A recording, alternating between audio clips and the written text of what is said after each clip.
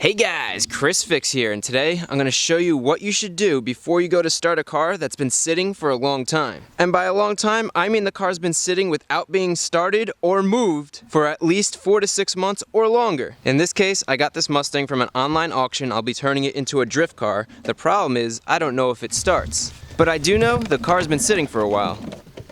So even though I really want to see if the car is going to start up, before we do that, I want to go over a couple important things to check so we don't cause any damage to the engine when we go to start it. That being said, the first thing to check was this key was really hard to get in and out. In's not too bad, but getting it out's a little tough. But luckily, a sticking key is usually a quick and easy fix. So to fix the sticking ignition lock, we're going to be using one of these dry lubricant sprays. But instead of me just fixing it real quick, I wanted to show you guys how a lock actually works and why it's hard for your key to move in and out.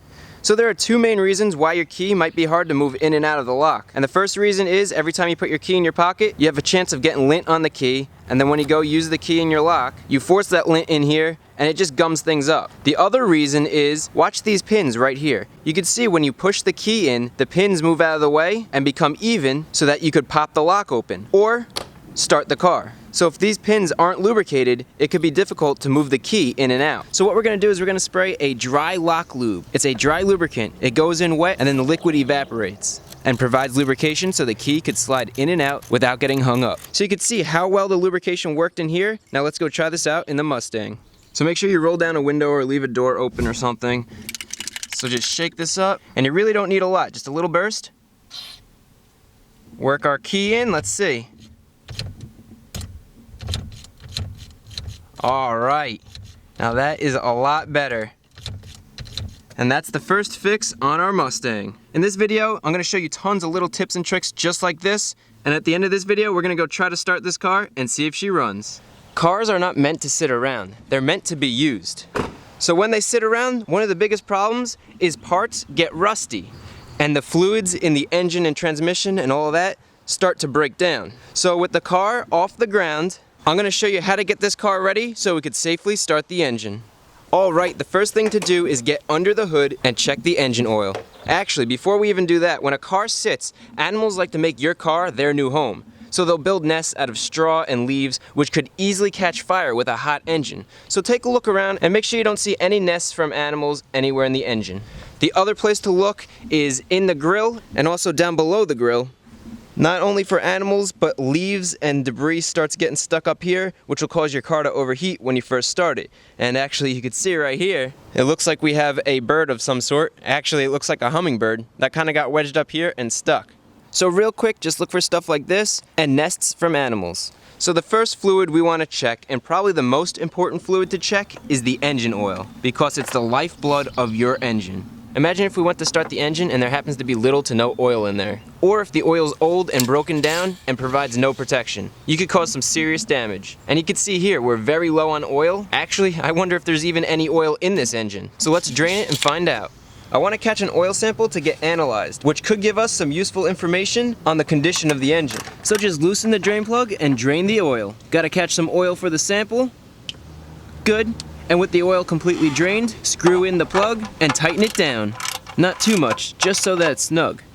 Wipe the remaining oil off, and let's remove the oil filter. Now this filter is mounted sideways, and I hate when they design it like that because it makes it a complete mess to remove. To combat that mess, a tip I have is to use tin foil right underneath the filter to funnel the oil as you remove the filter. See what I mean? Look at the oil getting everywhere. But luckily, the tin foil trick works pretty good. Now we can install the new filter. Remove the foil for a quick and easy cleanup, and only hand tighten the filter. There's no need to get it any tighter than that.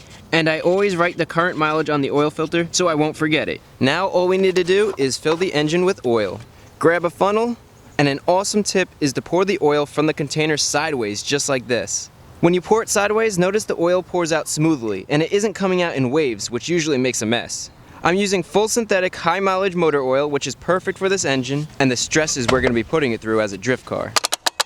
Alright, so checking and changing your engine oil is probably one of the most important things you could do before starting an engine that's been sitting for a while. The next very important thing that we're going to do is we're going to be using some fogging oil in each of the cylinders to lubricate the cylinder walls before we start the engine. So when an engine sits for a long time, all the oil drips down to the bottom of the drain pan. Even the oil that's supposed to be coating the cylinders slowly makes its way down, so the cylinders are completely dry. And that's where the fogging oil comes into play.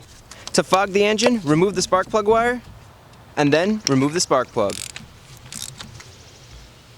And since we have to take the spark plugs out to fog the cylinders, now's a good time to inspect the spark plugs. You want to make sure that there's no cracks in this ceramic here. If there is, you have to replace it. And you want to look at the area that's in the engine and sparks. You want to make sure it's not gummed up with oil. If it is, clean it off or replace them. And you also want to check the gap. On this Mustang, the gap's supposed to be 0.055 of an inch. So we take our gapping tool, we take our spark plug, and we gently move it across until it kind of gets stuck. And you can see it's starting to get stuck around 0.055. You want to be careful with these platinum plugs. You don't really want to rub against them hard because you'll remove the platinum coating. The electrode here doesn't look horrible, but these are probably the original Ford plugs, so they really should be replaced. But I think a really cool video would be putting this car on the dyno and testing different brand spark plugs and seeing what makes the most power. So I'm gonna wait to change these until then.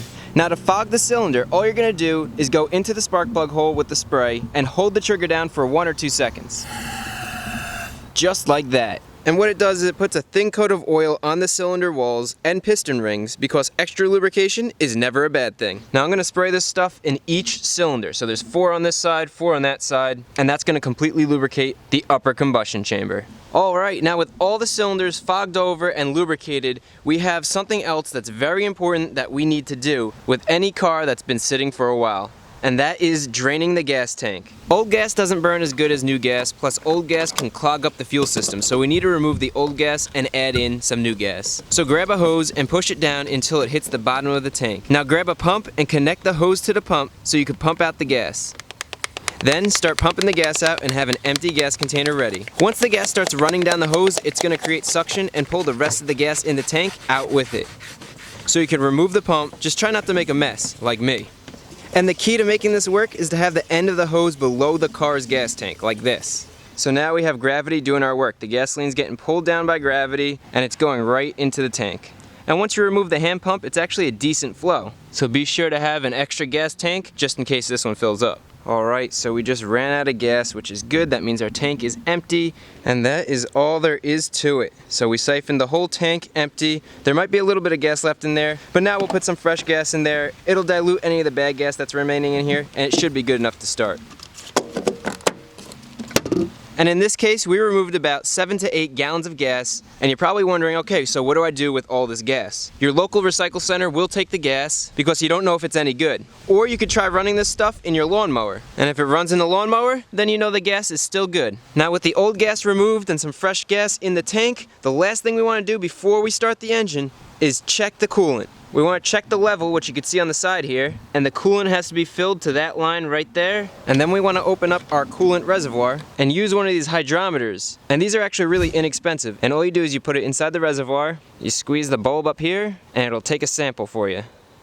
And you can see our sample is brightly colored. Just give it a tap, make sure there's no air bubbles. And then we want to check this temperature here. So we look here, this is Fahrenheit in the blue, and we're protected to negative 35 degrees around there, and that's exactly where we want to be for a 50-50 mix. So a combination of bright colored coolant, whether it's orange, whether it's green, purple, whatever color your coolant is, you want it to be brightly colored, and then it should protect to negative 34 degrees Fahrenheit, which this is. So our cooling system is in good shape.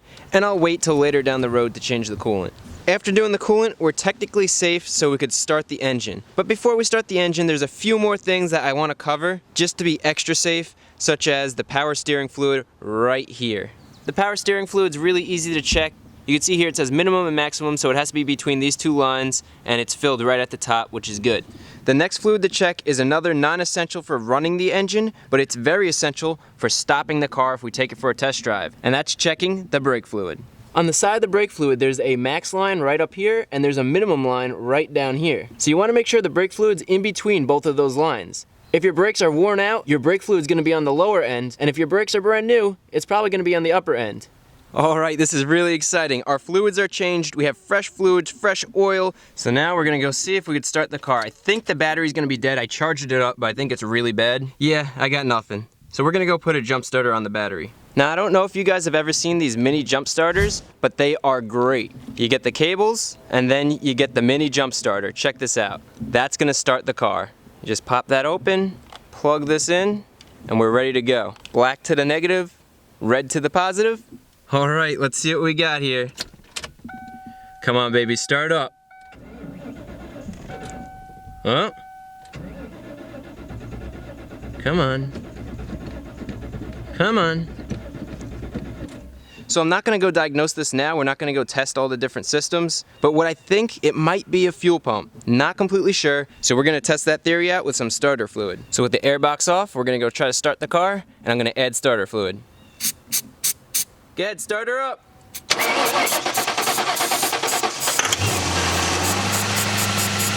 Oh man, that is exciting. That is what I'm talking about. The car is running. This is awesome.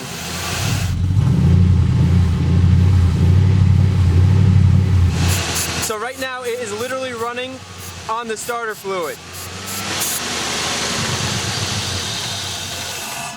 Now if that doesn't get your heart going, I don't know what does. I am pumped. So the starting fluid worked. I think the fuel pump is bad. I'm gonna go do a fuel pressure test and all that other stuff. That's gonna be in the next video of the series on building this drift car. So stay tuned. Hopefully this video was helpful. And now you know, when you go to start a car that's been sitting for a while, what you need to do so when you start it up, the engine won't get damaged. Now I need to get a fuel pump, and I also need to get a battery. This thing is amazing. I love these little jump starters.